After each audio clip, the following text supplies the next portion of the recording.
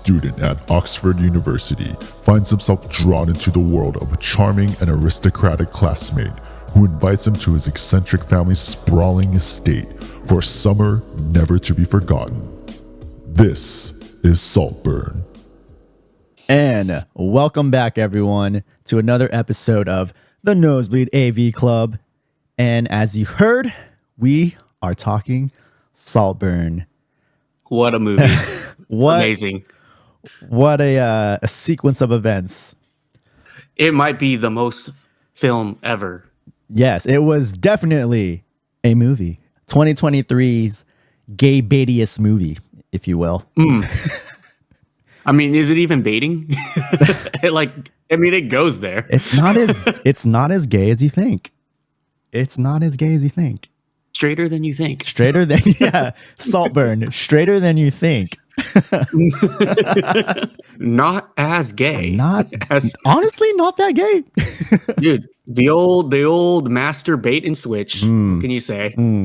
I feel very cheated. I wouldn't. Yeah, actually, surprisingly enough, as a straight male, came out of that movie theater just saying, not gay enough. Yeah, not gay enough. Weird, but not gay enough. That's actually, I mean, we're skipping ahead, but that's my feelings on this movie is weird, but not gay enough. I felt gayer coming out of Top Gun Maverick. All right, Saltburn stars Barry Keoghan as Oliver, our main character. And you might know Barry from bangers such as Dunkirk, The Batman, The Killing of the Sacred Deer, and of course, the beloved Eternals. Who could forget? I didn't even know he was in that. I haven't seen it. Oh, yeah, he's in it. That's all you need to know. Fucking love Barry, man. Wonder Boy. Resident hot guy Felix is played by Jacob Elordi, known for Euphoria, Priscilla, and the Kissing Booth trilogy. Yes, there's 3 of them. I'm genuinely curious. How do you make that 3 movies? You know what? Life finds a way. Farley is played by our boy Archie Madekwe from Midsommar and our most recent episode of, sorry, I'm getting ahead of myself. Our second most recent episode, Gran Turismo. And everyone did their thing in this movie. God damn. I will say that. Oh. Sorry. Oh. Hold on. Hey, shut up. Okay, we're good. Archie, man. It was good to see him do fucking act. Because in Gran Turismo, you don't really get a feel for what he's capable of. This movie shows it off a lot. So I mean, can I let's just get kind of right into it then, what I'm saying? Let's just get this hand job over. Let's go, man. I mean, this bathwater. Let's go. You know what I'm saying? Spoiler. I just want to say, yes, the cast. I think overall the cast in this movie did a really good job. Yeah. I don't think there was any there was no weak links. There was no weak links per se, but I just want to say that Archie and Barry, man, fucking carried this movie. Jesus, dude, 100%. They were acting their little asses off. Oh, bro. yeah. Their dynamic throughout the movie, and then just their scenes in general, they were fucking amazing. Not to shortchange Jacob Elordi, but he really didn't have to do much. What I will give him credit for is his character. Everything, every line he said, every action he did felt very sincere, which I think is something that might go a little underappreciated with this movie because of the performances by Barry and Archie. I think with Jacob, even though his character, so the movie revolves around his character. We'll get kind of into the nitty gritty of that later, but the movie revolves around his character. But like Matt says, he doesn't really have to do much. But I think it's a little bit in his body language and the little bit of his little mannerisms that I feel he really does do a really good job of portraying who this person is, what this character is all about, the little subtleties in in him. He plays hot guy from afar very well. Like the mannerisms and like how he speaks to people, like when you're stalking him, from a distance, like he just kind of like, I could see how Barry sees him, what I'm saying? Like I could see why he's mesmerized with him, like goddamn, like I'm starting to feel like attracted to him, like Jesus Christ. Like he just gives that energy very well in this movie. I will say this though, fellas, if you're thinking about getting an eyebrow piercing after watching this movie, don't. You're not going to pull it off. It's not for you. Just don't. No. Just don't. No, stick to snake bites, you fucking pleb. Yo, I had snake bites for a hot minute. See, here's the thing though. Like the piercing does bring up an interesting point, as like this movie takes place in a time where that was kind of like a really big thing, especially that type of piercing in general. This movie takes place in the year 2006. Now I know what you're thinking. Like it doesn't look anything like that, and you'd be right. there's not a lot. It's 2006 in London, Sure. Wherever UK. I don't know where specifically.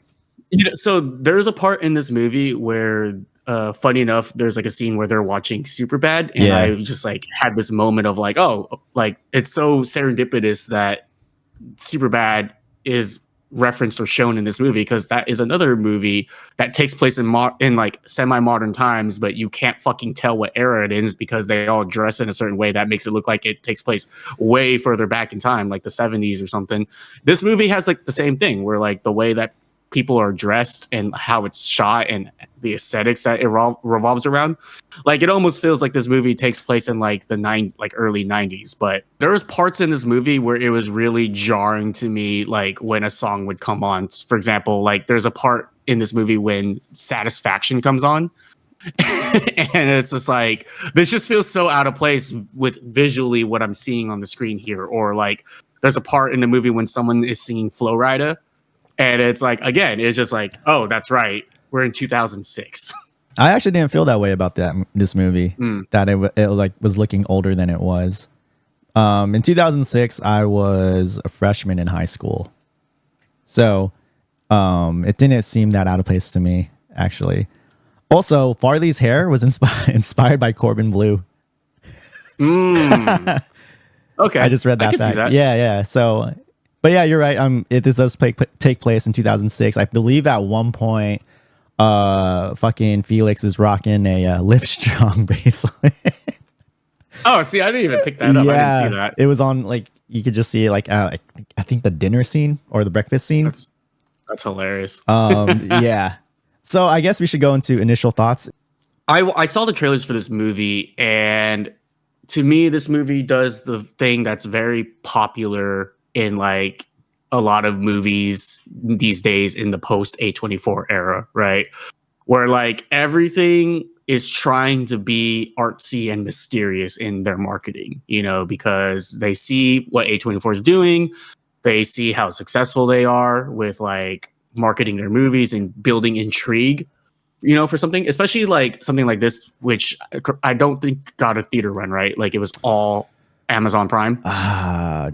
I'm not sure, actually. That's a good question. Let me look it up. Go ahead, though. Continue. The marketing for this movie, it was like, wow, this looks really weird. This looks very unique. It did have me interested, but I couldn't really tell what the hell it is. But then when you actually watch this movie, it honestly feels really normal. Like it doesn't feel as weird as it might have portrayed itself to be, or how I thought it was going to be coming in. Like, granted, there are some weird moments in this movie. Let me not say weird, but like, there's moments in this movie that you could tell it's really trying to go for like that edginess that like a lot of the other artsy A24 movies have. But if you take those moments out of this movie, this is a pretty straightforward movie. Like it doesn't really try to pull anything over your, head. The twist, I didn't necessarily see coming. Like it did still surprise me. I saw other things coming, but not the twist. But like, even though like I didn't necessarily see the twist coming, it was one of those things like, oh, okay, like got it. Like I wasn't like mind fucked by the end of it, or like there wasn't things where like I felt the need to like watch a video like explaining things that I didn't understand or whatever, like I do with most other movies. Like from like this type of like A24 type shit. for this, it was like, yeah, it's a pretty straightforward story. There's nothing that I felt like I missed or like didn't understand. Like it all came together like pretty like understandably for me. Like I think this movie was a lot of fun. Like I'm not gonna sit here and say it was like the most well-made movie ever, but like I had a lot of fun watching it. Like I thought certain scenes were done extremely well. I thought the soundtrack was fucking awesome. Like the soundtrack for this movie is amazing. They did a really good job of tapping into a very particular audience, that being like the twee Tumblr era like audience that would have been starting to sprout up around this time, like that kind of crowd. And like I think it really captures that essence of like what rich preppy kids would have been like around this time, what they would have been listening to, how they would have been acting. Like this movie, I think does a good job of like tapping into that. But yeah, overall, like I really enjoyed this movie, but it does definitely have its flaws. What about you? You're right, where this movie is pretty straightforward, almost to a fault, I feel like, because for that reason, the weird scenes in this movie just are weird just for the sake of being weird. The only thing they contribute to this movie is making it memorable, because if you remove those scenes, this becomes kind of just like, okay, whatever. Like it's pretty forgettable in a way. I will say the cinematography was beautiful. I love the choice to go 4:3 aspect ratio. So I actually was like sorry, I didn't mean to cut you off. No, go ahead. But like actually okay. I was just going to say like, I actually had a moment where I was like, I wasn't sure what the 4:3 aspect ratio was doing for the movie, but Janice kind of made a good point where I was like, this movie is all about the aesthetics and like the vibe and the feeling of that time almost in a way, right? Like it's almost like a time capsule, and like high definition didn't exist back then. 4:3 was the standard ratio. So in that sense, I was still like the standard ratio. I was like, oh, in that sense, like, okay, like this kind of contributes to that feeling of what the time was. I think we just nowadays in the year 2024, we associate the 4:3 aspect ratio with like things purposefully trying to be different or artsy. Because it is trending right now. Yeah. But I also read that the director shot it that way to also make it feel like you're kind of peeping in. So there's like a double purpose to it, which is pretty cool. So yeah, the cinematography was beautiful. You're right. The music was awesome. There's one song choice in particular that I really liked what they did with. We might have the same one. We might.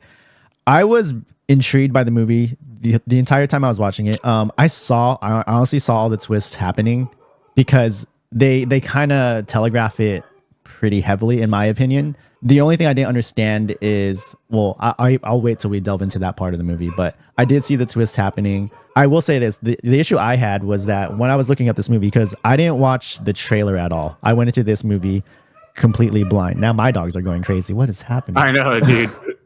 So I went into this movie completely blind. Didn't watch the trailer, just knew about, I didn't even know about the other weird scenes. I only knew about the dance scene at the very end.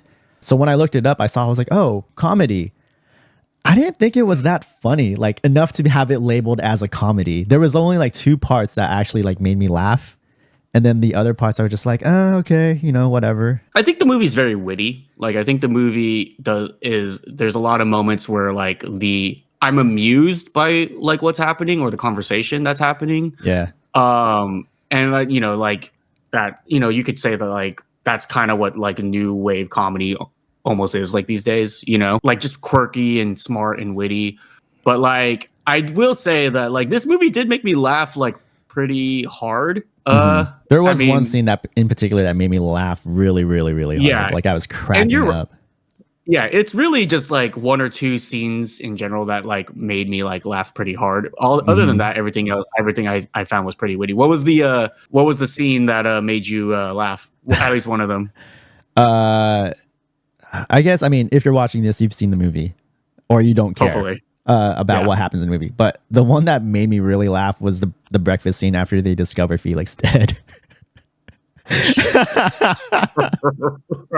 That one was fucking hilarious. Oh my God. Why? Dude, it was just fucking awesome. It was fucking hilarious. Everything about it was so funny. The wheeling scene, the wheeling audible noise, that was pretty funny. But like, I'll give you that. Everything we'll save the discussion for that. if we go deeper Yeah. into it. This is a little Yeah, early to yeah. be talking about that. Let's just get this part out of the way. Like, let's just talk about the music first and Oh, yeah. foremost, Yes. just because I do. So, you know, what we were talking about Super Mario Brothers the last time we recorded, and one of the things we said about that movie was like the licensed music just has no place in this movie whatsoever. Like, it just is unnecessary and not needed. And honestly, I feel like you can make that argument about a lot, like more than half of the movies that come out these days in like Hollywood. This movie, I feel like, is one of the few that I feel like absolutely nails it. From all the choices that they make, where they place them in the movie. I think for the purpose that the song is supposed to serve in that moment, I feel like the director, she really had a good grasp on like what these songs instill in people when they listen to it, or like what the feeling you're supposed to feel is from these songs. Sometimes even better than the artists themselves, you know, depending on how they shoot these goddamn music videos. I can't say enough good things about the music. There's two songs in particular that I think fucking hit the best, in my opinion. But like the first one, and I'm thinking this was, and correct me if I'm wrong, but I think this is the song that you also have in common. Something that you may not know about me and Matt, we both are really, really big fans of Block Party. Nailed it. Yep. And that there is a use of my favorite Block Party song, This Modern Love, in this movie. Towards the beginning, it's very early on. It is, yeah. But this movie nails like 100%. 100% nails how that song makes me feel 100%. Inside. And like even when just the song's subject matter, and it's just framed so perfectly with what's going on, framed so perfectly with what's happening, and it just hits so hard when it comes in. Like it just, I don't know if I've ever seen the music video for This Modern Love. I don't even know if there is one, but like I don't know if it's gonna hit as well as how this movie. It's also like if you are kind of familiar with Block Party and their lead singer and how he was homosexual as well. And how he kind of dropped hints in his music to kind of express that without being out fully. I don't remember when he came out. I don't know if he was out around the time that song came out. I'm a little fuzzy on the details, but his own like expression of it in that song, and then framing or pairing that song with what's happening in this movie was just like chef's kiss. I was like that was an amazing call. This director is tapped in with like the indie music scene. I need to give her due credit. Hold on. Emerald Fennell, writer and director of this movie. Emerald, you nailed it. Yeah, like absolutely murdered that scene. Speaking of murder, my second big hit is the ending. Like, and I think this is like the scene that a lot of people are going to talk about. Like Janice, like I guess we hadn't seen the movie yet, but Janice, like I guess had heard about this scene or something because she played the song in the car. So she had liked it previously. And I was like, oh, this song's great. I like this song a lot. So like save it, whatever. We watched the movie later that night. And then when that part comes on, I'm like, oh, this is the song you were playing earlier. It's like, yeah, like I knew it was in the movie. And it's like, it is so well done. It's a like, damn good song. And that scene is banger, dude. And that scene's great. Barry's dance, like the choreography, like I don't know if it was Barry improving it. I think it was improv. Mixed in with some choreographed moves, whatever it was. It was fucking great, dude. This is like one of the best scenes in the entire movie. Like from shot like composition to like Barry's like dancing and how the camera follows him around the house to even like, and again, I don't know if it's entirely improv. I don't know if there was some choreographed sequences, but like even like the tastefulness of the penis shots, you know, it was just fucking, it was all super well done, dude. Yeah. Like at no part does it feel like gratuitous. At no part does it feel like overdone. There's like just little marks that he hits here and there. That's just fucking awesome. Like there's like the part where he does the bump of coke. There's the part where like he like looks at himself in the mirror. It's so well done. And like to me, those are like the two biggest hits in the movie in terms of like music. I agree. Do you have any other ones that stood out to you at all? No, those were honestly the two. Like the original score actually was really good too. Like just like the little orchestrations they had during like certain scenes was good. Like overall, the music in this movie is just bang on. Like nailed it.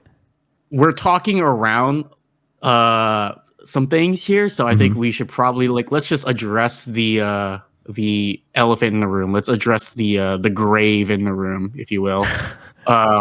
Let's Are let's we going address directly to that scene? let's address the cum in the bathtub, if you will. So, So- should we just go all the obscene scenes, basically? So I was gonna say, there's three, Yeah. I would say, points in this movie. There's three main points in this movie where they take the edge-o-meter to the edge. You know, two of them happen very close to one another, and then the last one happens towards the end of the movie. There is a period eating out scene. There is a sucking cum out of the bathwater scene, and then there is a fucking the grave scene. So let's go in sequence. Let's go in sequence, and then let's each give our thought in sequence of each one. So why don't you go first with the period scene? I think is the first one that comes. Wait, no, sorry, no, it's the bathtub scene that happens first, because I actually had a thought about this. You're right. I actually had a thought about this. So I had a thought about this scene too. All right, when this scene happened, again, I went into this movie completely blind, only knowing at some point you see this dude's dong, you see Barry's dong, right? That's all I knew about the crazy scenes. So immediately when you see him peeping in on Felix doing his thing, and then you see him walk in, I'm just like, oh no. Oh no. Don't tell me. Don't tell me he's gonna do this. And then of course your brain was already going there. Yes, of course. Okay. Because again, we live in a time where we we're very heavily on the internet, and streamers selling bathwater was a thing. So of course my brain was going, oh no, please don't. And of course this movie, it's very well shot, and it makes you so uncomfortable because it just zooms in, hard shot on just the drain, and then you just see fucking Oliver just creep his fucking little head there and just start slurping and consuming and guzzling the cummy bathwater. And it is so revolting. It is so disgusting. I don't know why, but I feel like it being bathwater rather than just his cum makes it so much worse for some reason, even though it's diluted. It's just that much more foul. But I did have an epiphany about that scene later on in the movie, after that scene happens, and then the sequence of events that follows that. So I don't know if you noticed this, but after he consumes the essence of Felix, he becomes more Rizzy. That's when he fucking turns, baby. He becomes the Rizzler, baby. Yes, the Jizzler. The Jizzler Rizzler, bro. The Jizzler Rizzler. The Jizzler Rizzler. It was the Riz Jizz. Yes. Bro, he drank the elixir of life. Fucking essence of Felix, baby. Yeah. Revitalized him. So that'll go into what we talk about next. Because, So, but if you couldn't tell from my reaction earlier when you were talking about this scene, this is the scene where I fucking laughed so fucking hard. I was dying. Bro, I was so grossed out. It was just so absurdly shot. Where Barry's making love to the drain. So fucked up. And it was fucking cracking me up so much, dude. It was hilarious to me. I thought Barry acted his little fucking ass off, dude. I'm telling you. Was it acting? I'm not so sure anymore. Oh, dude, that's the best part. That's the best part. I'm not so sure anymore. There's a lot to unload with this scene, you know. And I'll tell you why I'm not so sure anymore, because this plays into the last scene we're going to talk about. No, look, there's a lot to unload with this scene. This is, this a lot to unload and slurp up. Shit like this is what I came for, when I watch this movie. And what you came to. I'm trying to think of other jizz innuendos I can wheel in here, but I'll just leave it at that. I was gonna make something about shooting rope, but I couldn't think of fast enough of how to weave that in. But no, yeah, you get feelings of Barry being a fucking weirdo and a creep throughout the movie. There's a part early in the movie where he's outside of Felix's window watching him bang some chick. And like, okay, like you understand that Barry's a fucking weirdo. You understand that once he gets to Saltburn, there's going to be some weird shit that happens. I will say this, based on the marketing of this movie and the trailers, it makes you feel like it's Felix's family that's going to be fucking weird, which they are. They have their own little quirks, but like it's really Barry that's driving everything, you know, or Oliver that's driving everything, you know? Yeah. With like all the weird shit that happens. He's done weird shit up until this point, and like you can see how he would do something like this, but it is so absurdly like the trajectory of how absurd and weird he gets. This scene like takes a huge leap to where it's almost like too fast, you know? It kind of just came too fast, you know, where like it's just absurdly like absurd. Like it really is just like it's almost too much of a jump. Like I feel like there should have been a few more other scenes of him doing like weirder stuff that gradually built up to this moment, because that's where it kind of just like this actually wasn't intended, but it just kind of comes out of nowhere in a weird way. Like, you know, like it just feels like they're just doing this to get a reaction out of you, like what you were saying earlier. Yeah. Like it feels like it doesn't feel gradual, it doesn't feel smooth like how they get here. It just kind of happens and you kind of accept it because he's done other weird things prior to this. But in my opinion, it's quite the jump that they make in weirdness. But going into the next scene, right? Post nut clarity. He becomes more charismatic. Yes, he does. Yeah, he becomes more there. This is not going to stop throughout the rest of the podcast. Every little like jizz joke that happens, you know, we're going to point out. But he just becomes like way more charismatic after this, because not too long after that scene is the scene where he rizzes the fuck out of Felix's sister. Like plays her, dude, like a goddamn fiddle. Like, you think that she's one of those girls or characters where it's like she's the one that's going to seduce him and she's the one that's like gonna throw him away at the end, but then he just comes in and fucking destroys her, dude. Slays that dragon, you know? This scene sucked. This scene was fucking stupid. Of all like his like sexual deviant scenes in the movie, you could get rid of this one and have the same movie. So the only, and I agree with you, like, you know, jokes aside, like here's the thing. I don't think any of these scenes were necessary. Like, like I said, like, I don't think they add anything to the movie except to just give it like that edge factor. Yeah. But this scene in particular, I do think that it really is only in the movie to kind of, one, create a divide between him and Felix.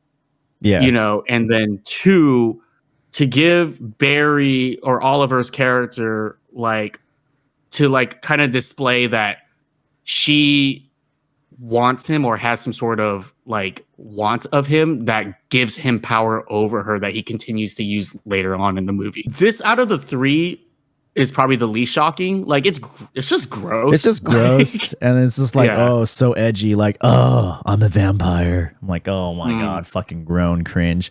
But like, well, actually, there's another scene. Like, basically, this movie is fucking sexual assault. The movie. Yeah, if you think about it. The best thing to come out of this scene, though, I will say, is Felix watching him from his bedroom with his, you know, this man was comfy. Farley, sorry, this man was comfy. You know, like hands in front of him, laying on his stomach on his bed, feet up, and comfy, dude. Watching him like, oh, Oliver, you fool. You silly boy. You silly boy. It serves a purpose for sure to establish like to drive some things in relationships with what's her fucking name? What's her name? What was her name? Is it Violet? No, not Violet. It was not Violet. Yeah. Here's the thing with her character while you're pulling that name up. Yeah. Like, to me, she's probably the most inconsequential character in this whole cast. Venetia. Like Venetia. Like, yeah. She doesn't like her and the dad, like, I feel like are the most inconsequential characters. Like, Like they could have been there. They didn't have to be. You know, it could have been anybody in that position. You know, like it feels like she really is in the movie just to be a foil off of Barry, and just to give another layer of weirdness and eccentricity to the family. You know. Before we get to the grave scene, let's talk about the assault on Farley real quick, because that's another weird scene that was just thrown in there. But honestly, that scene does serve a purpose, which we'll get into, to drive the plot forward, I guess. Like, does it serve a purpose though? It does. Like, I mean, I know it does, but like, does it really? Like, did it really need to exist for that to happen? No, but like I said, this movie just throws in these scenes just to have something memorable. Because if you take these out, what are we going to talk about? Because like, okay, so like, let's just talk about it. Like the whole reason he goes in there is to frame Farley for trying to kick out of the house, sell something. Like, okay, so like, yeah, like after you jizz, you know, after sex, you know, you're probably more likely to just fall asleep, right? That's like a common trope that people like point to or whatever, or just demonstrate. But it's like, even if he did end up liking it at the end, which, you know, this is problematic from the get-go. Right, exactly. But like, even if he did end up being okay with it at the end of it, he clearly was shocked and uncomfortable at the beginning of it. And like, I feel like even if you end up finishing, like the shock of everything just kind of happening and the clarity you would feel after it's all done, you would not fucking fall asleep after that. I'm sorry. I just don't think that would happen. You know, it's like one of those things where like you're aroused and then once that arousal factor is gone, you're like disgusted. Yeah. You know, it's like, what the fuck just happened? Like, what, you know, like once you eliminate that sexual desire aspect, I just feel like he would become Farley again and just be like, no, he still hates his guts. They still do this like bickering back and forth. They're still rivals. You know? They're still rivals. But yeah, so like, honestly, he could have just snuck in there while he was asleep and did the same shit. But then it even serves less of a purpose, right? Exactly. That's what I'm saying. Like, that's what he could have done instead of doing that. But this movie just wants to like be edgy and have these weird scenes in there. Before that scene happens, right? There's like a whole scene of them at a party, and like they're kind of like, he's kind of like also trying to like seduce him, right? Yeah. And I'm kind of disappointed that that's how it ends up happening, where he just sneaks in his room and surprises him and, you know, like you said, assaults him, you know? Whereas Oliver's become witty enough and confident enough to where I feel like they could have done this in a way where he actually does like genuinely seduce him, you know? And like, that's how that happens, you know, like it just feels such a wasted opportunity for me.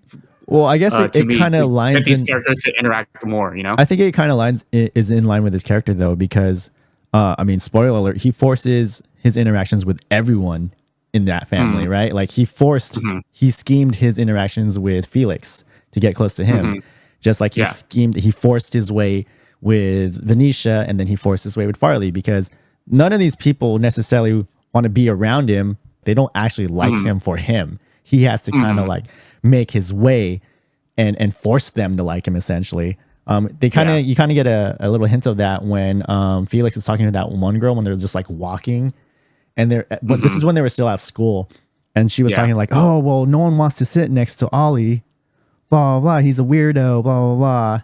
But like you said though, like post Riz Jizz, like, you know, he does have a turn in like how he carries himself. Well, he still forces himself onto people. No, for sure. Not removing that aspect out of it, but it's just a matter of like, to me, see, this movie's like in conflict with itself almost, right? Where it's like, yes, he's like creating these interactions essentially himself, and like he, you know, these people are basically, you know, caught in a trap that he sets where they have to interact with him. But you still have to execute, right? Like you could set a trap all you want, but you still have to execute, you know, said trap. He creates the moments, but he's able to charm and like care, you know, in his own way, right? It's not like conventional charisma, right? But like he still like is able to talk them down into like a sense of security, or talk them down into a sense of like, oh, like I like weirdly believe you, or I weirdly trust you, even though I don't have a reason to. And you know, you could say that the writing isn't strong enough to support that believability in that he would be able to convince them through what he's saying. Like, you know, how he kind of sinks his teeth into the mom, and how he gets the mom to really like him and buy into him.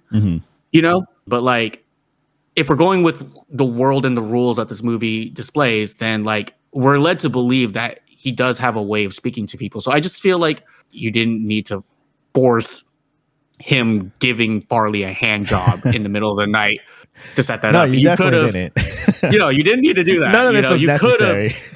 It was almost, you laid it up for yourself. You know what I'm saying? Like, you had him, like, you know, kind of seducing him, and like Farley seemingly kind of being into it, even though he knows he's not supposed to. And then, like, I feel like if you had just kind of kept that scene going, it could have led to them eventually, like, him talking his way up to the bedroom, them doing like this one night stand thing, and then him, you know, setting him up, you know. Yeah.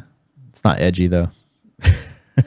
And that's fair. And listen, if that's what you want, then by all means, you know. Which leads us into the grave scene, which, so I mentioned earlier that, like, I don't know, man, is he still acting? Because this entire scene was improvised. Yeah.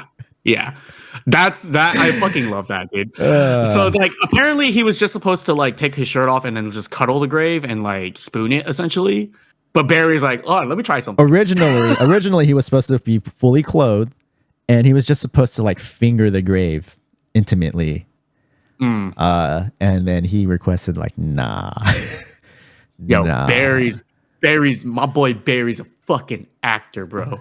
Do not fucking doubt him. He wants that fucking Oscar, dude. My boy Barry's a freak. This is another scene where it's like, it's so unnecessary. And then considering the end of the movie, like, I do have a lot of thoughts about this scene and like how much it makes sense in the grand scheme of the things. But I'll cover that part when we kind of start talking about like what the twist is. Yeah, I mean, there's honestly not a lot to say about this scene other than like, it is very much what it is. You know, he loses Felix due to himself. Spoiler alert, he killed Felix. And then, you know, fucks his grave. Yep. Yeah. I wish I could say that there was some sort of buildup to this moment that kind of laid out the path for this to happen. I mean, but slurping the like bathwater kind of set it up. Yeah, sure, but like but even that wasn't very well set up, right? So like, it almost feels like in line with the other 2 or 3 now moments that we talked about in this movie, where like it just kind of feels like it just happens for the sake of happening. I will say this. I thought the movie was going to end very soon after this scene. There was like a couple times where I thought the movie was going to be over, and I'm like, oh wait, it's still going. One of my favorite Letterboxd reviews that I saw for this movie that references that scene in particular that Janice showed me was me when I find the grave of the guy that invented Dr. Pepper. My God. Yeah, I thought that was pretty fucking amusing. Ultimately, right, like throughout this entire movie, through both so this movie is essentially a flashback, right? So it starts out with him talking to an unseen character about, was I in love with him, you know, and whatever. And you find out who him is, him being Felix. And then it basically shows his whole story of how he got to know Felix and how he got close to him, right? This movie's biggest problem is its identity.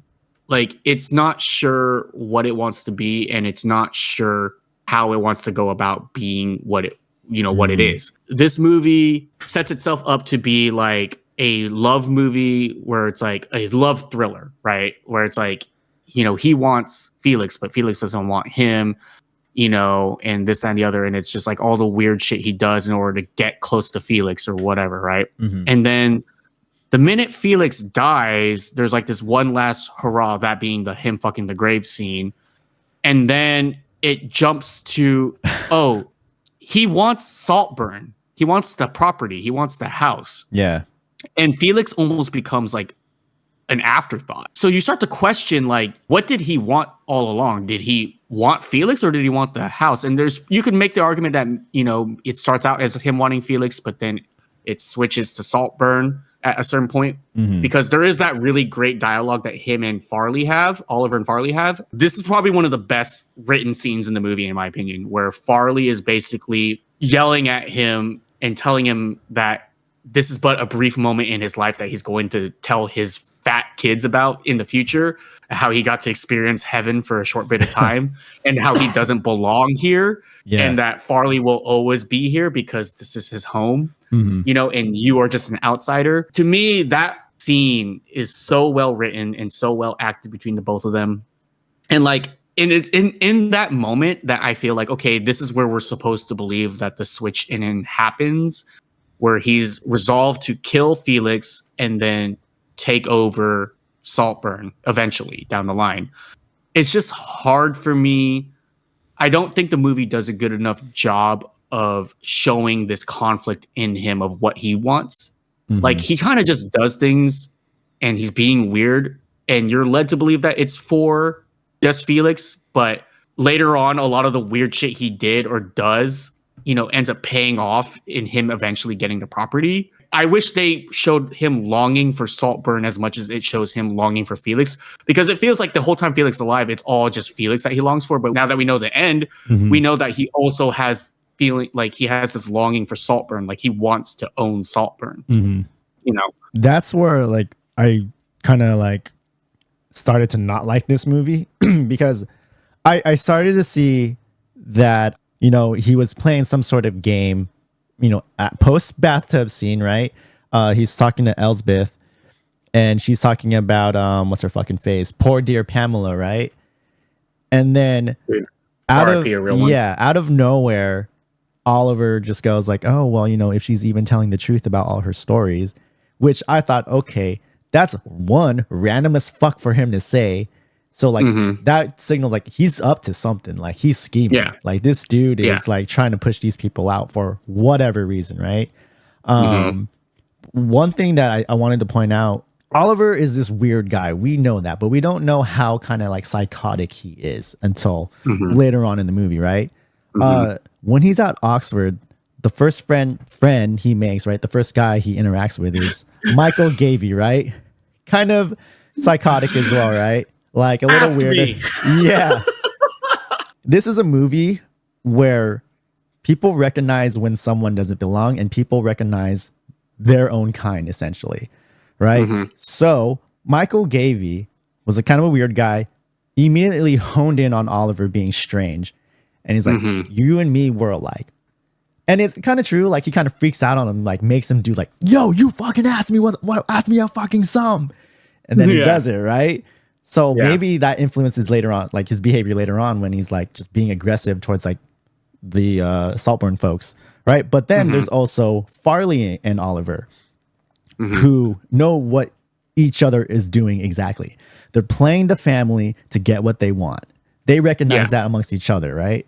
Yeah. So that's something they did well. I will give them that.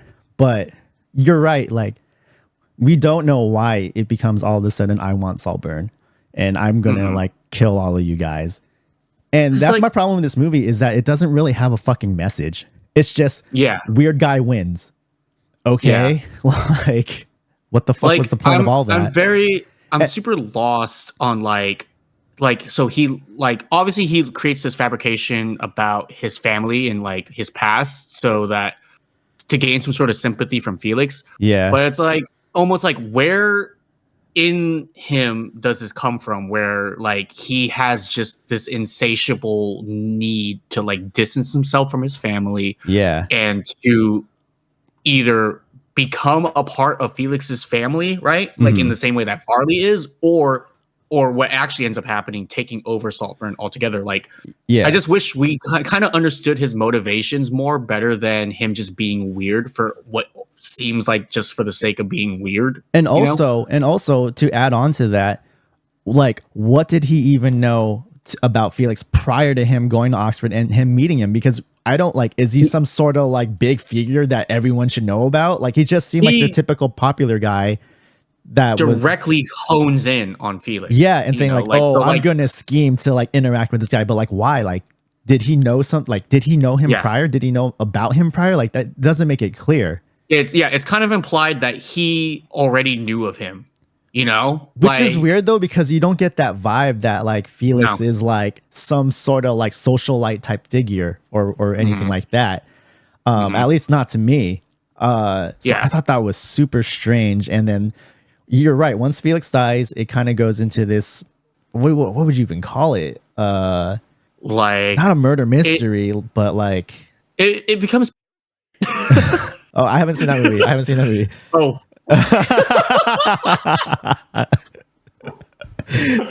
Oh fuck. I'm gonna disregard that. But you know what I mean? Like the big reveal, right? That hey, no, this was his plan all along, was just like, okay. And it's a shame. It's a shame because they established the romance or the longing romance so well. They established that so well to me. I was saying, like, you devoted so many resources and so many moments of this movie to building up this like longing, this want of like something that I know I can't have. Exactly. And like, I thought that was really well executed for the most part. Like, I thought his longing for Felix is pretty believable, even if I don't necessarily think it's justified. Like, I think the journey that you're going on to get here, I think is very well done for what it is, but then like the minute he dies, like it's just like completely irrelevant. It's like, did you even love him at all? Like, because like if they did a whole like, if I can't have him, no one can, would have made a little more sense than well, I'm just gonna take the house now. Like it just seems like he makes that decision, he comes to terms with that decision in one day. And like I said, I think it's supposed to be implied that Farley's conversation with him is what pushes him to that point. That happens like right before he goes off to kill him, Yeah. We're like, you will never have this, this isn't yours. Saltburn is heaven. But like, we're never led to believe that it's Saltburn that's heaven. It's Felix that's heaven to him, Like, Saltburn is almost irrelevant. There's never a part, like, to me, in the same way that it shows him longing for Felix, like where he's to the point where he's sucking cum out of the bathtub. Like, if they showed more scenes of him being equally fascinated with Saltburn itself, where Saltburn can then, in a way that makes sense, become the substitution for Felix. Yeah. That would have worked a lot. The ending would have worked a lot better in that sense. But because we don't really get to see so why he feels this connection to Saltburn where he wants to like take it over, like there's little things that are implied. Like there's little things that like he doesn't enjoy his basic average life at home. He is infatuated with like the lives of these rich people, but he also hates them. So this movie conflicts itself. Yeah, a lot of what I was reading online about like what this movie was about was like a lot of people saying like, oh, it's a commentary on like the rich, the generational wealth of people in like the UK because that's the only way you have power over there and blah, blah, blah. Okay, that's fine. Like, cool. Like, eat the rich, whatever, right? But even then, the family honestly weren't necessarily bad people that deserved their fate. Yeah. Like, yeah, you could argue they were shallow, right? They only kind of did things for their entertainment. But like, I don't think they were like deviant people. At the end of the day, they were still, quote unquote, helping people. They were still helping Farley. They were kind of helping Pamela. Bad. Yeah. Like, they didn't really do anything to deserve their fate. So it didn't really work for me. That was just like, yeah, go Ollie. Because it's like, nah, this dude's fucking weird. And like, these people are dying for no reason. You know what this movie is? That like, what it tries to do the same thing as is fucking Joker. It literally is Joker. It like tries to do the same thing. And like Joker did the impossible where like you hate the Wayne family. Like it flips the script on the Wayne family and you sympathize for this terrible person. To this day, there were people that were split on like feeling bad for Arthur versus like feeling like Arthur is a terrible person. Like that movie gets away with creating that divide, which it's supposed to. That's the purpose. It's supposed to create the conversation. Whereas this movie tries to do that same thing. You want to sympathize with Ollie, but then you also want people to condemn what he does. And I feel like this movie is really just like, no, Ollie's a fucking weirdo. I don't necessarily feel bad for him. There's nothing about him that makes me feel sad for him. You know, like there's things that happen where you can acknowledge like, oh, that's shitty. Like how like nobody fucking knows his name when they're saying happy birthday to him and then just start laughing at him. But then like at that point, we already know that Ollie's a shitty person. And general, also it's not that shitty though, because those aren't like his personal friends. It was just them again. These people, and just he welcomed it. Yeah, you know, it was just these people being shallow, which sure is a little messed up, but at the end of the day, it's still a grand gesture for this stranger that they invited to their home. Like, hey, we don't really know you that well, but we know your family kind of sucks. So here's a big party for you. That's what kind of like pissed me off at the end of the movie. Where just like, well, what the fuck was that about? What was all that for? Yeah, I think this movie just kind of struggles with its identity of like what it's trying to do. It presents itself in a way that where it feels like it's trying to tell you something. Yeah. You know? And like, I just feel like what it did tell me wasn't really anything where I'm like, provoking or it was literally like just bad guy wins. And it just told me a story. And that was like, I don't know, that left like a weird taste in my mouth, I guess. That left like a cummy bathwater taste in my mouth. It's just like, okay, we just see this dude just do all this fucked up shit, and then in the end he wins, and it's just kind of like, oh, okay. Yeah, like, and the thing that pisses me off about this movie is because once all that shit happens, right? Once most of the movie happens, right before the final scene where he's dancing naked, you're kind of just like, well, that was fucked up. Like, what the fuck is this movie? And then you see that dance movie, like you see that scene, you're like, oh, that was a good scene. Like, that was great. That was fucking conflicts you. Oh, dude, the part that I really like is like, oh, this is like super fucked up is when it shows him with all the rocks with their names on it that he got out of the fucking river, dude. I was like, oh my God. Which makes me circle back to, so I told you one of the scenes that I thought was really funny, which was the scene after Felix's death. And then the other one that made me laugh was when Felix thought that Oliver's dad died. So he showed him that ceremony, and then he throws it and you just hear this solid clunk. And there's just not enough water. I started laughing. That one actually made me laugh too. I was like, oh shit, that was fucking funny. Because it sets it up to, because like I said, again, this movie isn't that funny. Like not a lot up until that point is very funny. Like there's some funny dialogue, but nothing like that screams comedy. But then this just comes out of nowhere in such a tender moment. It just fucking killed me, dude. I was like, that's hilarious. And the best part too is like, so like he throws it, you hear the thud, so you know it didn't hit the water. When it shows it, it's like vomit. I think it's like, is it vomit? I think it's like alcohol. Like there's like a beer bottle and vomit. So it's like because it works because it's supposed to be his dad who was an alcoholic. Yeah. Right. So it's like almost like symbolic. Yeah. It also foreshadows Felix's death in that aspect too. Yeah. Listen, see, there's a lot of foreshadowing in this movie, I will say. There's things where like there's like, and maybe that's where like some of the disappointment from this movie comes from. It's like there's so many moments where it's just like, oh, that's really good, or like, oh, that's really clever. But then like there's other moments where it's just like, was that necessary? Do we need to do that? So the whole thing with the reveal is like it wasn't clever at all. It was just like, oh no, by the way, this was what was really happening, and you're just like, why? Like, also, what pissed me off was when he sees Elsbeth in the fucking cafe again, right? And it's like years after, husband died or whatever. And then you see him meet up, and then like it cuts to the reveal scene where he's just like typing nonsense. Like there was no point in him typing lorem ipsum, bro. Like you didn't need to show that. Fucking point, dude. And it's like, I hate like, and I've said this before, I think in other episodes we've done, I hate when movies treat their audience like idiots. Like there was no point. Like we could surmise that he was like typing gibberish, or just typing. You could even leave that whole. You could just leave the laptop off. Like he was just there waiting for her. Does the same thing. Makes it less stupid. Like okay, so like even if you have him working on a laptop, like okay, cool. We know at this point. We know because the movie's already revealed that he's setting everything up. He's setting everything up. So like it's so unnecessary to show his screen there. Like it's just so unnecessary.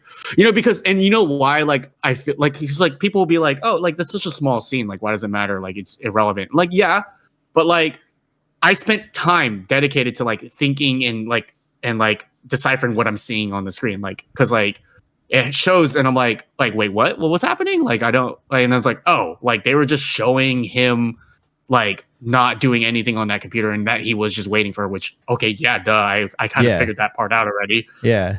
There's scenes that you could just take out of this movie and it would make it better. Like I don't. So another unnecessary scene was when they're all laying out in the field fucking naked and then they get Felix to do that. To me, was that just a setup scene for the very last scene where he dances naked? Like, what the fuck was the point of that? Oh, dude. Like, to me, that movie was that scene was purely made for the trailer. Like, this was something that we shot purely just so we could include it in the trailer. You could do the whole fucking Marvel thing where you make a scene specifically for trailers and then it's just not in the movie. Yeah, and I agree. And cause I watched that scene's in the trailer. Like they show parts of that scene in the trailer. Okay. And it's meant, and my impression, at least when I see it in the trailer, is oh, that's weird. Like, why is he naked? Like, what reason does he have to be naked out in this field? It's the gay bait, man. They're gay baiting, dude. So it's but then they show other scenes too. And so another scene that was in the trailer is the whole conversation with him and the mom and how the mom's bitching about Venetia and oh, I had a lesbian phase too. I don't know what purpose this serves, and maybe I missed something or whatever, but I just don't understand why this conversation really needs to happen. At least this part of the conversation. I think this is also the same conversation where he starts to plant the seeds, of Pamela and shit. Yeah. But still, it's just But speaking of gay baiting, dude, so in the very beginning, when he's talking about Felix and how he loved him, right? It cuts to a montage of different scenes happening. And there's one where he's crying on the bed. Where he's like, ah! And I thought, oh my God, we're going to get a butt sex scene. And he's going to he's fucking taking that D. Yeah. I was like, oh shit, this movie's going to be gay as hell. And then like we said earlier, not that gay, man. Not that gay. Straighter than you think. He stuck his dick in something else that was dirty. No, really though. He did just straight up fuck some dirt. He did fuck some. He just fucked some dirt. I would imagine that they also buried Felix face up. So what are you really fucking theoretically? Damn. You're just touching dicks at that point. So actually, this is something I didn't notice on my watch through, but something I read about and then went back to see it. In the first breakfast scene, they were talking about the doppelganger thing. Yeah. And how when you see your doppelganger, you die. Uh-huh. So in that scene, when they're talking about it, I believe maybe it's Venetia who's talking, who's telling the story. And then Felix goes, oh, no, I don't want to hear it. I don't want to hear it. In her shot, a doppelganger of Felix walks by the window. He's wearing the same pink shirt and has the same hairstyle. But they're in the house at this point. Who the fuck is that? It was just foreshadowing his death again. Which, okay, sure, but for it to happen at the house is just kind of weird. It's just that's their property. They would be aware of whoever's walking around the property. I don't think it was a real person. I think that was just a foreshadowing of Felix is gonna die. Yeah, I mean, I don't think it was done anyone on property. He's literally just in the background. It's blurry. He's literally just walking past the window. Which, okay, sure, whatever. I would have maybe done it differently, where it's maybe that scene where he finds that out or hears that happens at the school, where it could actually be someone that just looks like him, a doppelganger, if you will. I honestly just think it's a little Easter egg. It's nothing that's supposed to be Well, I mean, but here's the thing, though, right? If you're saying it could be alluding to his future death, then it's at that point it's more than an Easter egg, right? It is serving a purpose. Well, I think it's one of those things if you happen to catch it, you catch it. If you don't, you don't. It doesn't really matter if you do or matter if you don't. It's just a neat little detail, something for the IMDb trivia page. I don't think it works as well. That, I think it could have been executed better. Well, That's just my opinion. Well, I mean, you didn't even notice it, right? So it doesn't even matter. It's irrelevant. It's just a cool little feat, a little detail that if you happen to catch it, you're like, oh, cool. Possibly on your second watch through, but I don't think it was anything major. I know. I'm just saying, could have been cooler. I mean, this movie could have been better. This whole thing could have been better, but here we are. Let's go back to the beginning for a little bit, because I think we've been focusing a lot on the edge shit, right? So the beginning of this movie, I think, starts out really fucking strong. like really Dude, strong. from the the opening graphic titles are sick, dude. I was like, oh, this is cool. I like the aesthetic they're going for. I like this panning shot we're doing, this establishing shot. Like, cool. I'm excited for where this is going. Yeah, like this movie essentially is like almost a different movie when it takes place at Oxford. You know, it's basically a romantic drama with some light comedy elements sprinkled here and there. The way they execute this movie in the beginning, where it is the more romantic drama type before it becomes the romantic thriller, drama, whatever. I think they really did a great job of just having that familiarity or like comfortness that comes with watching those kinds of movies, and like, you know, all the cute little moments that you kind of come to expect happen, where it's like them having like little interactions here and there that gradually grows over time, and then like the little, you know, moments that they have between each other where it's like, will they, won't they, do they, don't they want each other type things. Felix was a fucking tease, bro. He's really fucking tease, like where he kisses him on the cheek and shit like that. Yeah, or when he's like chilling in his room in his fucking boxers. But then, you know, obviously they sprinkle in like the little bits of him being weird in there as well, right? Yeah. Like, you know, this might be going a little too personal, so that hopefully none of them are like listening in. But like Janice, my wife, grew up hanging out around a lot of like preppy white kids that come from parents that, you know, had, you know, some money. These types of kids that, you know, it's like, it's really only something you could understand if you've met people like this, but it's like that thing where it's like they want to express themselves and be out in the world, but they also have a certain like comfortability that comes with them that only comes from when you kind of know you kind of have like a safety net. Like these are like the type of kids that like they're gonna go out and pursue being a musician and living in like places that where they're paying crazy rent, and they're living like very poorly in these areas, but like the stakes are still pretty low. The stakes are relatively low because they know there's somewhere they can go if things don't really work out, you know? So they're still like, they still have like those eyes about it. Like they're not jaded about, you know, pursuing their dreams or whatever. They have like a certain way that they go about hanging out with each other and being like, and this movie, I feel like captures like those kinds of kids very like perfectly, in my opinion. Like they listen to this kind of music, like The Killers and Block Party and like all this alternative indie shit, you know, like they, you know, do like very aesthetic. Like, is there anything more like Tumblr than playing tennis in tuxedos and dresses?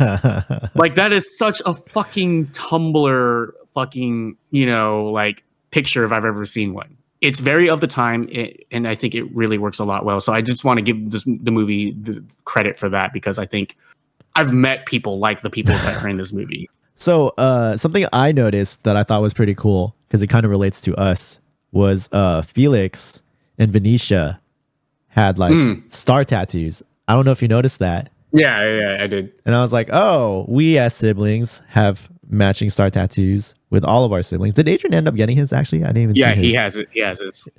Yeah. Is his actually on his chest? Yeah. Right here. Yo. All right. Yeah.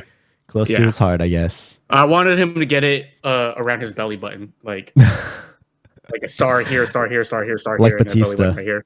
Like Batista with the sun. Yeah, exactly. Okay. Is it just me? Or is Jacob Elordi kind of like this generation's Robert Pattinson in a way? I don't know why. I just get those vibes from him.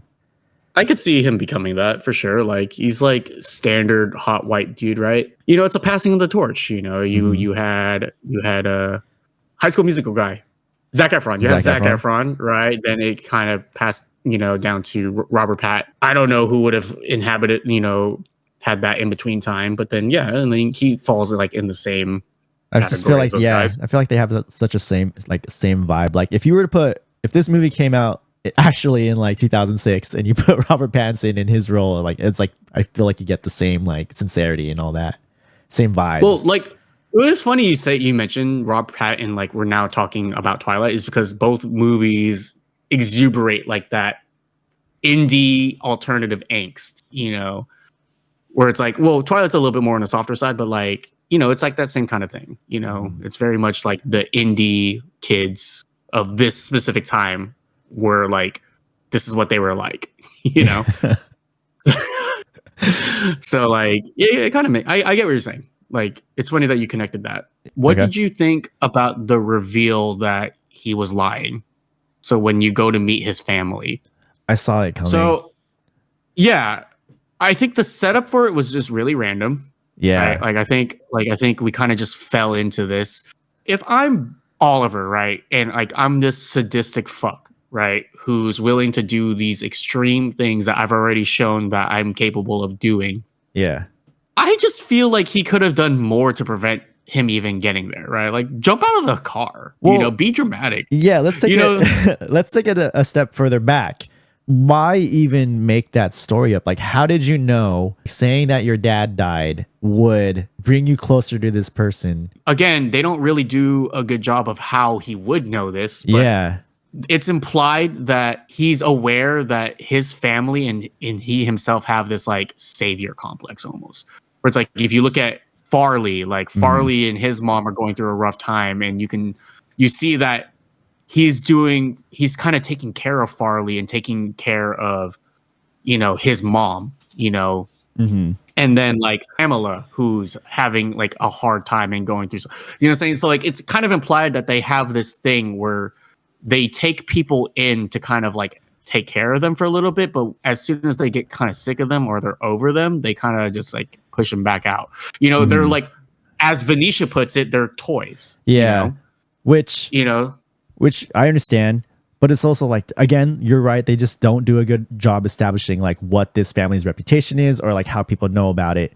But even jumping back further forward, when Venetia keeps mentioning like, oh, or all of them actually like, oh, you're better than the last one, blah, blah, blah. It's like, why did Ollie not even question like what happened to that person? Or what do you mean by that? Right? Yeah. Like, it's just so weird. Like, are we supposed to know just this family's reputation? Because it seems like he knew, like he wasn't even questioning it. Like, yeah, there was one guy before it. Now it's my time, blah, blah, blah. Like, it was just so weird. Yeah, it's just like, again, it's like one of those things where like they give you hints that it's the family that's the weird ones, but then they just kind of disregard it. And it's like, okay, like, is there something weird about this family or not? Like, yeah, it's like, yeah, go ahead. No, the only thing I was going to say is what I've said before is they just seem very shallow. It's just very like, hey, I'm going to record this good deed I'm doing. You know what I mean? That type of vibe. But like, other than that, like, I didn't really think they were that bad. Another thing too, like, right, like, so like it's revealed that he is the one that killed Felix and he killed Venetia.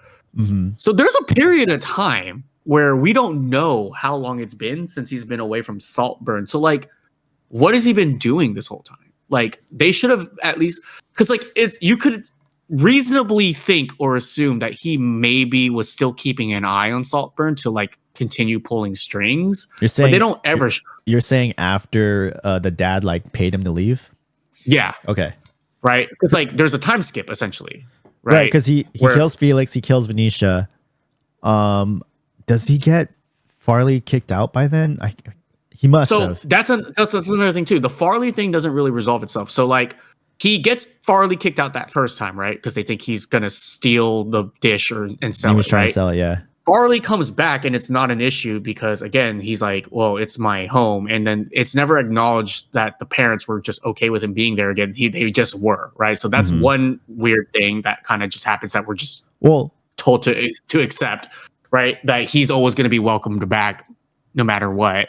But then like he gets kicked out the second time when he reveals that Farley was just doing coke or whatever. Was that not at the scene where they're having the breakfast scene, after Felix died? Yeah, that's when that happens, where he like reveals that Farley was like fucked up or whatever. So yeah, that was right after the party, so that was like the night after. So they kick him out pretty quick. It's not like he lingers after he comes back the first time. No, but he's even there, right? Like the fact that he's even there at the party. Like, yeah, and even sitting at the dinner table with them, like, bro, we kicked you out. Like, what are you still doing here? But no, he's there, and then they kick him out again. And then that's the last we ever see of him. There needs to be something that should have been there to fill in the gap. Well, so maybe he implied. So Oliver implied that Felix contributed to his death by giving him drugs, because that's why he's like, "Oh, you were the one bumping lines or taking blah blah blah." Yeah, yeah. So he was kind of framing it as in like, "Oh, Farley was responsible for Felix dying." And like, okay, and then they're like, "Fuck off, you're done." And so like, okay, so that's the last straw. That's the last, right? Yeah, right there. Like they should have sold that a little bit better, because they do this thing where they make it seem like he couldn't really do wrong. Like he was going to be accepted back no matter what. I understand being a contributor to their son dying is probably the last straw for most people in that scenario. But like, we just got done being told that this guy has like a strong bond with his family to where he will be accepted back. And then you break that bond immediately. I think it's to show his arrogance with his relationship with the family. You know what I mean? Sure. I could see that. Yeah. You know, it just feels weird because like this family, it's really weird when and where this family chooses to care. With Felix dying, like they're like so emotionless about it, right? Like they're so like to just try to get over it. Like obviously they're hurting and like, you know, they're struggling, but like there's not hurting enough to where they just allow themselves to grieve and take it in. It's like a different type of hurt. To me, it's like, okay, like you're displaying that this family just tries to move past things or whatever. So like, again, it just doesn't make sense to me. It would have made more sense, in my opinion. Like, okay, like Oliver's basically implying Farley was indirectly or directly involved with Felix's death. Mm-hmm. So then a way to get him out of the picture and seemingly for good to where he wouldn't contest Oliver eventually taking over Saltburn is the dad maybe is like, oh, you are responsible for my son's death. Like, I'm going to get the law involved and you're done, because he is now permanently tied to Felix's death. I don't know if you got this vibe from Farley, but like they kind of like do things to imply that he's just as not just as cunning, but he's close to being as cunning or conniving as Oliver is. That's why I pointed out earlier where this movie does a good job of like seeing like people identify who they identify with, like who they see themselves in other people. And that's exactly what Farley saw in Oliver and vice versa. You know what I mean? They both knew what they were doing. They're both playing the game, the same game. Given what they've shown us about Farley, like I don't think it's out of the realm of possibility that there would have been an attempt for him to stop Oliver taking over, or him seeing what Oliver's doing from afar and like trying to put it into it, or basically him take over Saltburn, you know, like. So a thing that this movie does that pisses me off is they take the two best relationships in the movie and just do nothing with them and end them so abruptly, which is Oliver and Felix and Oliver and Farley. It's like you said, they just kind of wrap things up, like Felix dies and then Farley goes away. And then all the strong points of the movie, all the interesting parts of the movie are now gone. Now you're just seeing this weirdo do his thing, and it's just like, sure. Cool. Thanks for that. It's like, you know, it's like Batman and Joker. You know, it's like you need me. Kill you. I don't want to can't live without you. I can't live without you. It's like, yeah, because like the minute you remove like both of those foils, right? So like there's on one end there's his motivation for doing things, right? And on the other end there's his rival in trying to achieve, you know, the thing that they both want, you know, which is Felix and Saltburn. And once you remove both of those factors from the equation, now we're just like you said, we're just left with like a fucking crazy person, and just it become, you know, story wise, it becomes far less interesting because you're really unsure like what you're supposed to care about or what's driving this person to do things. Yeah, because the Saltburn angle is just not believable, right? Like let's just like state that for a matter of fact. Like they didn't do enough to sell me on Saltburn being a equal player in this game in terms of like wants and needs. You know, we get a great dance scene out of it. You know, it's awesome. And like that, Barry does an awesome job of selling that scene really well to where you're still intrigued or interested in this character, you know, or entertained rather. When I watch that scene, it's so well done and it's so charismatic and so just we as the audience, we get rizzed. You want to, but we get rizzed. Exactly what happened to like, Farley and fucking Venetia. We got rizzed, bro. You want to feel what he's feeling. Yeah. You know, this is supposed to be like a victory lap.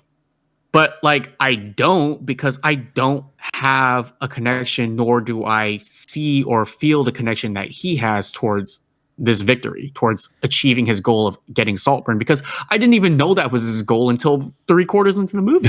So let me ask you something. Do you have a favorite scene in this movie? Like if you had to go watch this movie and just pick out a scene to watch, what's the first one you're going to? Dude, pause. But it might be the dance scene. Besides the dancing. Besides the dancing. Okay. removing the feeling I feel for Block Party in that song, it would have been that, but like there's not really much to that scene other than the song. Yeah. You know? So it would have to be the argument between him and the part where Farley is like telling him like, you will never be like, you will never be a part of this, you're just going to reminisce about it when you're older with your children, and how you got to experience heaven. Like that whole scene I think is just done extremely well and written really well, and like I thought it was a very just awesome character moment for Farley in particular, but also like for Oliver to just like take it all in. Like I enjoy that scene a lot. I think that scene's probably my favorite scene. That's a good scene. Now that you talked about it in that way, it definitely makes me appreciate that scene a lot more than I originally did.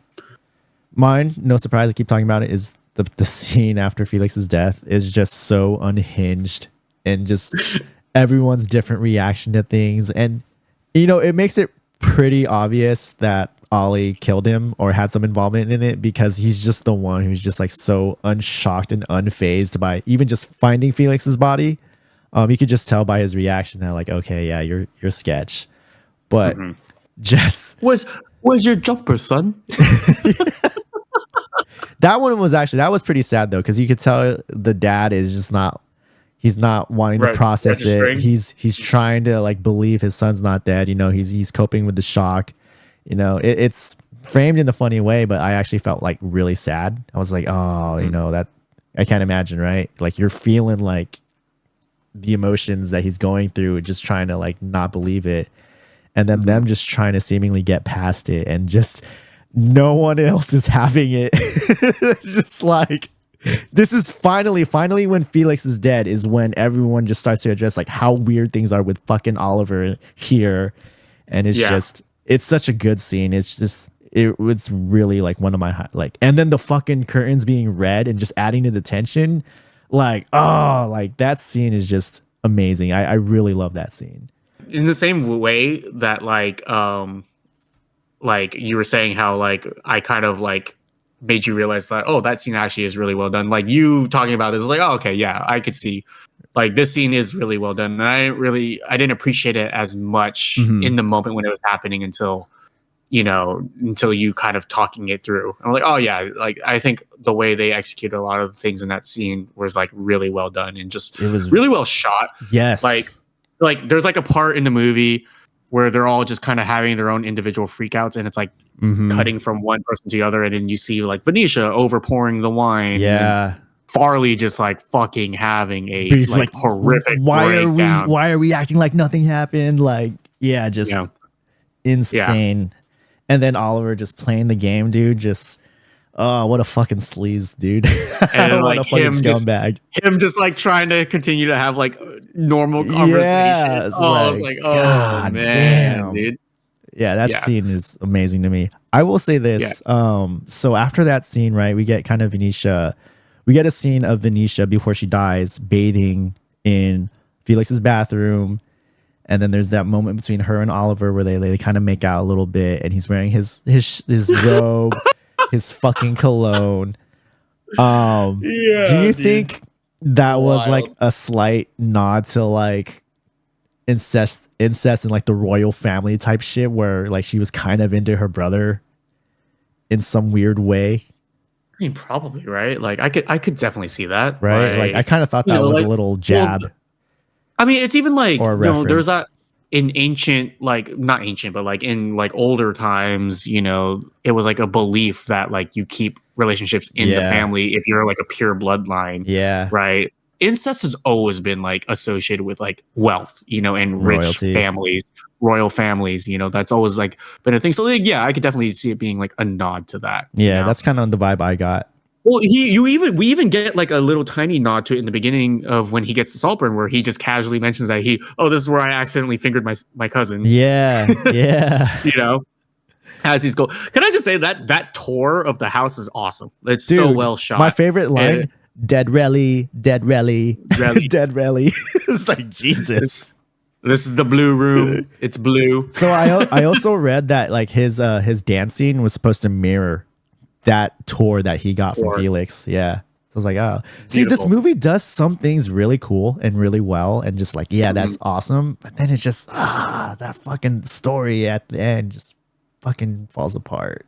It's one of those things where like you just saw the most beautiful figure skating routine you've ever seen, but they like stumbled a little bit here and there, and then towards the end they just had like that really big fall that just brought it down from like a 9 to like a 7 or something, you know, like Germany just gave you a fucking 3. My guy, what are you doing? That being said, let's get into rating this movie. I'm not gonna lie, after I watched it, my score was pretty low. You know, much like a hand job in the middle of the night from your rival, you maybe enjoyed it during the moment, but after it was all said and done, you realized just how fucking gross it was. Well, so should we? Well, let me just get my score out of the way then, because mine's probably going to be. I don't know if I don't know. I honestly don't know. Like, so like with all my gripes on this movie in terms of like how it was handled or how I maybe would have liked to see things done a little bit differently or whatever, or how I think that it would have been better if it was done this way. I'm not a filmmaker, so like my opinion doesn't mean anything, but like I just feel like I would have liked things better if it handled certain things differently. But either way, I still had a lot of fun. Like I would definitely watch this movie again. I enjoyed the hell out of this movie. I think it was a fun ride, you know. I don't think it's as competent or as like clever, artsy as or clever. Yeah, clever is probably the better word. Clever as it maybe thinks it is. But I enjoyed my time with it. And I would definitely recommend it to people. Like, I think it's something I definitely would say, like, give it a chance. And I want to talk to you about it afterwards. Yes, like, let's have that conversation. That is a good key phrase that I'm going to put in my score because that's exactly how I feel that. Go on. Yeah. So without all being said, I give this movie a 3.5. Whoa. Okay. Yeah. Okay. So after I watched this movie, because it was so hyped, I was like, that wasn't as good as I thought it would be. Like people were raving about this movie, saying it was so good. And I was just like, you know, like that wasn't really that great. Like I didn't really feel anything. Like, yeah, the weird scenes did their job and like stuck in my mind and were just fucking weird. But other than that, like I didn't really care for this movie. But it's kind of a movie that you appreciate after the fact when you start talking about it. You know, and it's a good conversational movie. Like, I just want to know people's thoughts on it. So my original rating was a 2.5. I thought it was pretty average. Because you take away those weird scenes, there's nothing for you. Like there's nothing spectacular there in the movie. Yeah. But upon talking about it and I sort of rewatched it. Like I started it but didn't finish it. I kind of started to gain more of an appreciation for it. So I'm gonna bump it up to a 3. I think it's a good movie. I think everyone should watch it just to see what their thoughts are on it. It would have been a great movie to watch in theaters. Just to hear a crowd reaction to those weird scenes would have been pretty fun, I think. There's going to be a movie that we eventually talk about, that it's in my hopes and dreams to eventually talk about, that like I'm going to like I'll retell the story when that time comes. But like, you know, it's funny that you said what you said, because like there was a movie that I watched. I came out of the theater and I was just like, I fucking did not like this movie. I actually think like it wasn't even like I didn't like this movie. Like I think I hate this movie. But then I wanted to talk to people about it and how much I hated it. And then like I would talk about it with various people over and over and over again. And it got to a point where it was like a month later and I'm still like talking about it and wanting to talk about it. And I eventually was like, do I secretly like this movie? Because I just always want to like talk about it. Like I always want to bring it up. And in doing that, eventually, like I just started to really gain an appreciation and admiration for this movie. And like I basically talked myself into liking it. And now it's like one of my favorite movies. You know what I'm ever. realizing again is this movie is once again rizzing us up and giving me that fucking hand job in the middle of the night with spit. Because originally, you know, I was like, I don't really like it. And now I'm like, well, maybe I do kind of like it. Maybe it's a 3. You know what I mean? So fuck, man. Saltburn, baby. It's a fun movie. Like I think it's fun. Like I think it not being as weird as I maybe initially thought it would be kind of helps it in a way, because like it's like strangely comfortable because you kind of can predict or understand where it's going to go, and like like the stakes once you kind of, especially upon second watches, Yeah. you're like, the stakes are gone now at that point. Like you can just enjoy this movie for what it is at that point, So I could definitely see it being something that people enjoy more as they watch it more than once. Mm-hmm. Because again, like the stakes are inconsequential almost, you come to find out. And that is a shitty thing when you first watch it, but upon second viewing, it's like once you're kind of over it, then it's like, okay, like what is here is pretty good. Everyone thinks they want a realistic movie where the bad guy wins sometimes, but then when you get it, you're just kind of like, What do you think of like the common trend we're seeing these days of like A24 baiting, right? Like, and I hate that we have to talk about it in that way because it shouldn't be that way.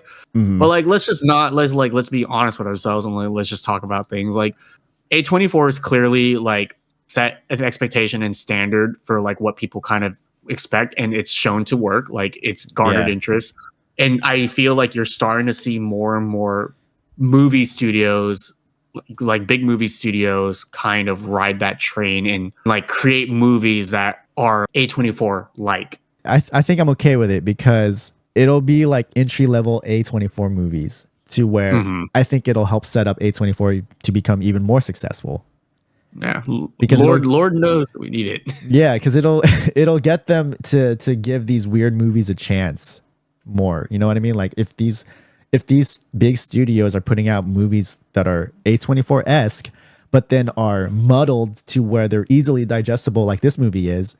You know what I mean? It kind of gives people like, oh, you know what? I kind of like sort of weird things. And then it'll drive them to delve further into like weird shit. Yeah, I do think it's ultimately like a good thing because like you kind of rely A24 to just fucking be weird for the sake of being weird. And you either really like it or you really hate it.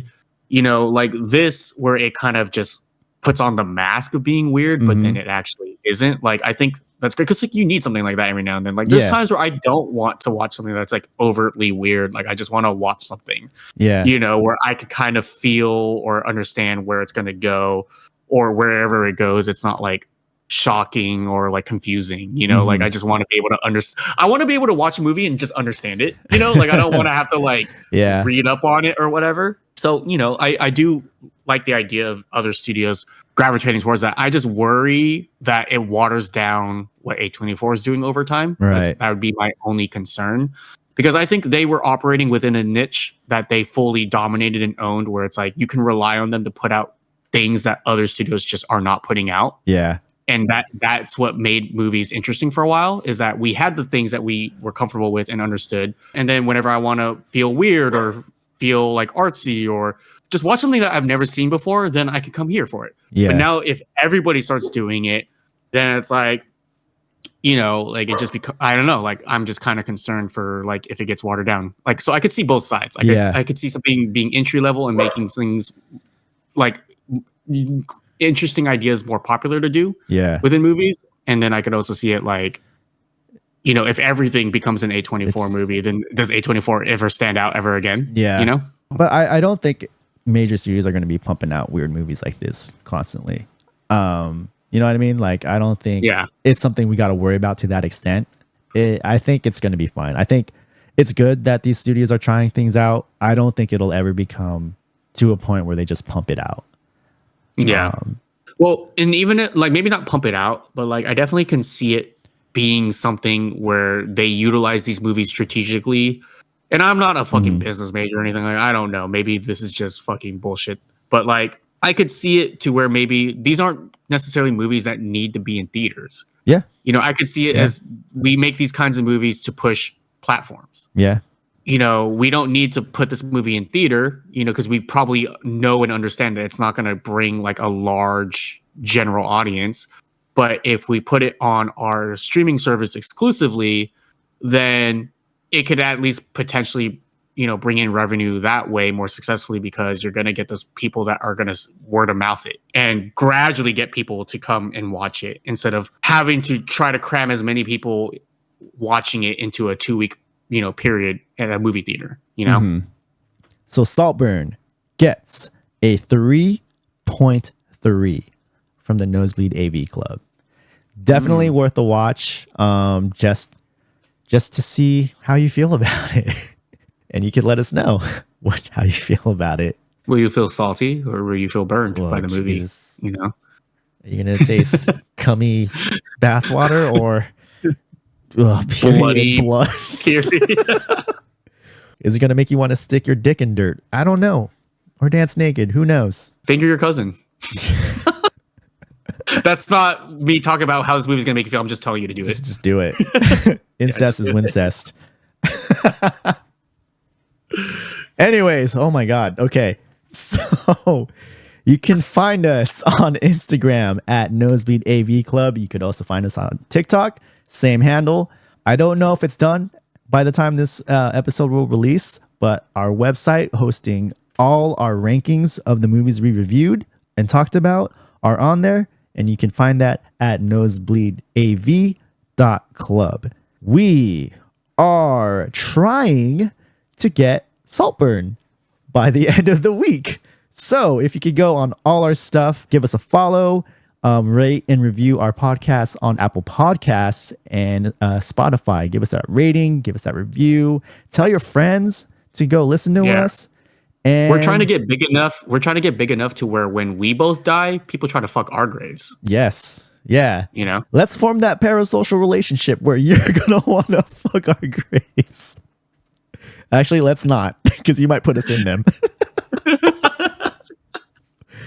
All right. This is Off the Rails. So we're going to sign off now. Peace.